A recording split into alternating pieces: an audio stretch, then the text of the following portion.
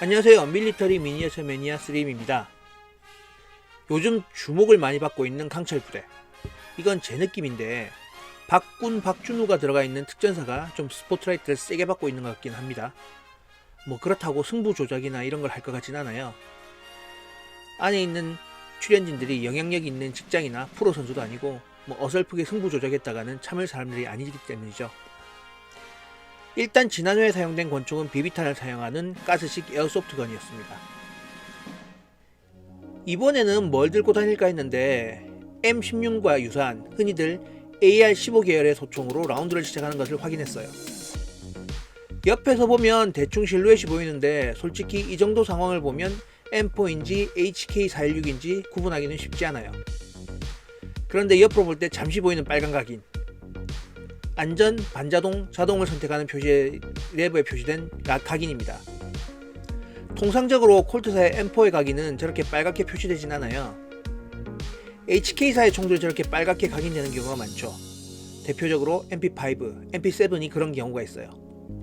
그래서 혹시 HK416이 아닐까 했는데 총기 지원은 다스에서 지원했다는 마지막 크레딧이 올라옵니다. 그래서 찾아봤습니다. 실제로 다스에서 만든 에어건은 몇 개 되지 않아요.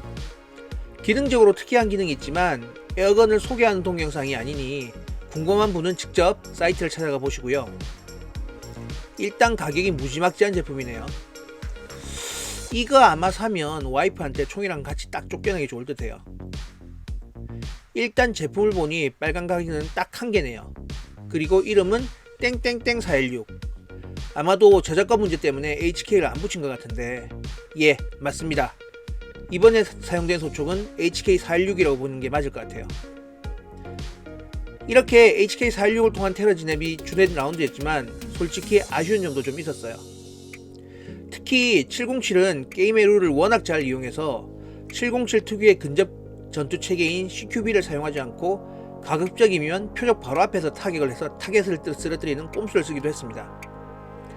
특히 반격이 없다는 사실은 실내 진입의 가장 기본적인 지향 자세부터 이동 중의 거총이 하나도 지켜지지 않았는데요. 무조건 빠른 게 최고인 상황에서 훈련받은 자세가 나오는 것을 기대하는 것은 무리일 수도 있겠네요. 차라리 대테러 전문 부대인 7107보다는 비전문인 SSU가 더 자세가 잘 나오는 것 같기도 했어요. 대테러와 거리가 먼 SSU가 훨씬 칠레 총격 전에 FM을 잘 지켰는데요. CQB를 좀 더 실감나게 보여주려면 접근 거리를 제한하거나 반격 인원을 숨겨두고 한 발 맞을 때마다 벌칙 시간을 10초씩 추가하는 것 같은 그런 룰을 정하면 어떨까 했는데 가만 생각해보면 이런 식의 룰을 정하면 707 특전사 UDT가 너무나도 유리한 룰이 돼버릴 것 같아요. 하지만 너무나도 영리하게 룰을 해석하는 707 덕택에 라운드의 전반적인 긴장감이 무뎌지는 것은 어쩔 수 없는 상황이었습니다.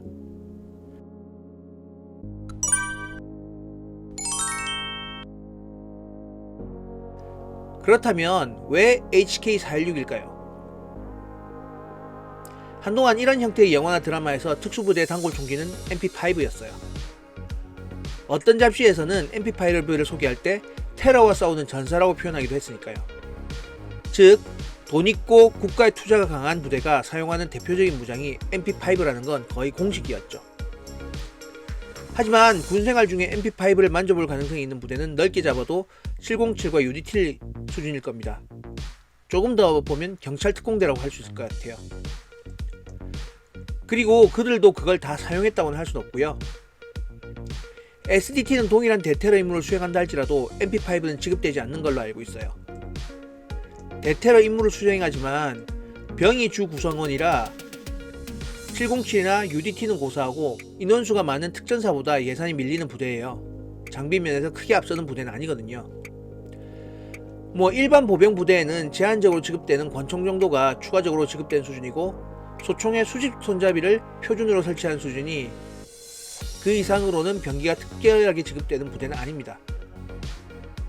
그렇다면 MP5로 한다면 일반 부대에 일부 유리해질 수 있어요. 물론 이번처럼 바로 앞에서 쏴버리면 소총의 숙련도는 별로 소용이 없겠지만요. 하지만 이번에 사용된 HK416의 경우 외관이나 사용 형태로 보면 AR-15, 쉽게 말해 M16 계열의 소총과 구분하기가 힘듭니다.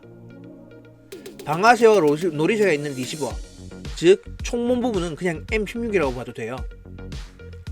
거기에 한국군의 K1, K2는 M16을 참고로 해서 만들어진 소총이라 안전장치, 기타 구성 등이 각 부대의 주특기에 상관없이 익숙하고 쉽게 사용할 수가 있어요. 그리고 이전의 MP5만큼이나 HK416은 특수부대 표준이라 이미지에 잘 맞기도 합니다. 대부분의 근접 전투를 목표로 하는 CQB 부대는 대테러 및 인질 구출을 목표로 하기 때문에 자동 소총은 원래는 임무에 맞지 않는 총기였어요. 길이가 1m 가까이 길어서 좁은 실내에서 신속하게 사격하기에 걸리적거릴 뿐더러 관통력이 강해서 테러범을 사격해도 뚫고 나가서 뒤에 있는 인질이 맞는 경우가 많았거든요. 이래서 저지력은 강하지만 관통력은 상대적으로 떨어지는 구경이 큰 권총탄을 사용하는 명중률이 높은 기관 단총이 대테러 부대의 주류가 되었죠. 앞서 말씀드린 MP5 신화의 시작이죠.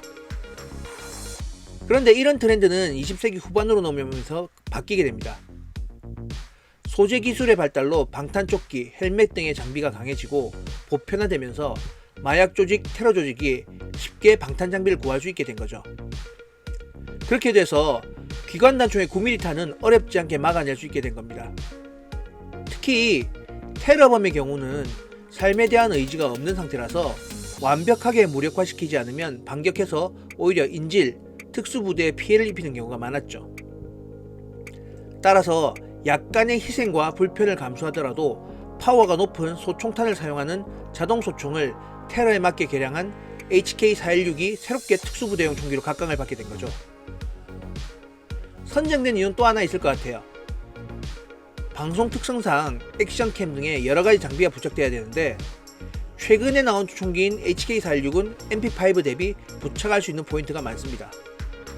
K1, K2 대비 더 많은 것도 사실이고요. 실제로 라운드 중에 총기 액세서리인 홀로그램 조준경, 수직 손잡이 이외에 액션캠이 앞뒤로 붙어 있는 걸 볼 수 있어요. HK416은 넓은 면적에 유연하게 장착할 수 있어서 방송에도 훨씬 적합한 총기인 것이죠. 마지막으로 총기에 달린 액세서리 중에 꼭 필요한 액세서리는 없는 것 같아요. 실내에서 대놓고 쏴버리면 되는데 그나마 달려있는 것이 유용하다면 도트 스코프 정도일 것 같네요. 수직 손잡이는 근거리에서 특히 자동 사격 시에 반동 제어에 효과를 보이는 아이템인데 자동 사격도 아니고요. 반동도 없는 에어소프트건이라 그냥 모양으로 달아놓은 것 같습니다. 정말 유용성이 없이 그냥 가오로 달아놓은 액세서리는 총신의 소음기예요. 실제 특수부대 HK416에는 소음기가 달려있는 상황을 볼 수가 있습니다. 임무가 근거리, 실내 교전을 상정한 경우에 소음기가 크게 도움이 되진 않습니다만 특히 위력이 강한 소총탄을 사용할 경우 건물 내에서 발생하게 되면 귀 막고 잠들지 않는다면 다들 눈치채게 되죠. 하지만 교전 중에 총성으로 인한 팀 간의 의사소통을 원활하게 하는 데는 큰 도움이 돼요. 하지만 이번에는 에어소프트건이라 솔직히 소음기는 전혀 소용이 없고 더욱이 실내 전투라 총신의 길이를 20cm 이상 연장시키는 상황을 만들어낸 소음기는 불필요한 액세서리였습니다. 하지만 HK416의 이미지는 최적화된 옵션이 달린 고급 총기고요. 이런 이미지를 위해서는 적당한 액세서리였던 것 같아요. 이번 영상에서는 강철 부대의 CQB에 사용된 에어건 총기에 대해서 알아보았는데요. 영상이 마음에 드셨다면 구독, 좋아요 부탁드립니다.